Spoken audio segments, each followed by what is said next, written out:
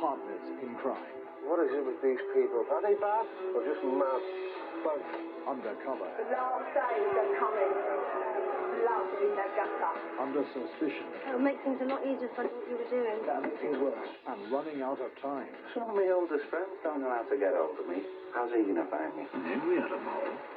Get off the bike! Stephen Tompkinson in Deep with Nick Berry. A new two-parter begins tomorrow at 9:10 on BBC One.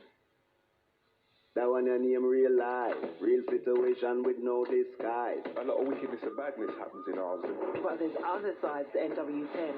And I'm the #1 striker on here. No doubt about that.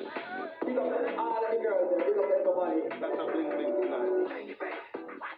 That's why we won the awards, because we're always full of ideas. Meet the movers and the shakers. I might lose it all, but I'm sure we can, right? Get the real deal. Get to the heart of Halsden. Tuesday at 10 on BBC Two.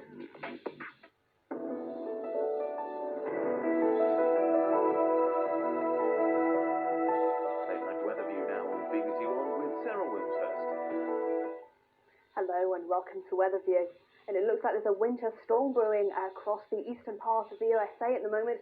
You can see here on our radar sequence some bright red colours showing some heavy rain and indeed some sleet and snow. Now it's all tied in with an area of low pressure. We're going to see further snowfall in many northeastern areas.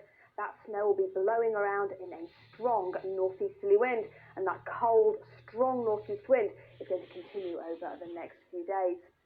Now that means that we are going to have blizzards in places. We could have winds up to 70 miles an hour in this area. We could have at least a foot of snow, and with those strong winds, there is likely to be some coastal flooding.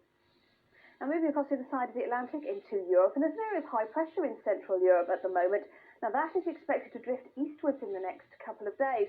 That in turn will allow unsettled weather to push in towards the west, but not only is it going to turn unsettled, it's also going to turn windy.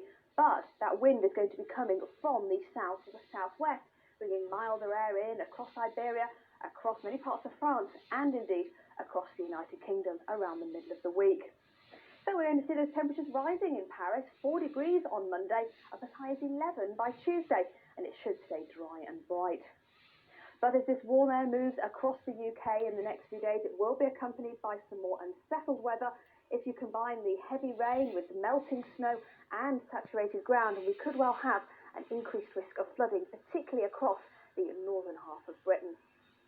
But tonight, and for England and Wales, it is going to be another cold and very frosty night. Temperatures as low as -7 or -8 degrees Celsius, although it shouldn't be as cold further towards the north.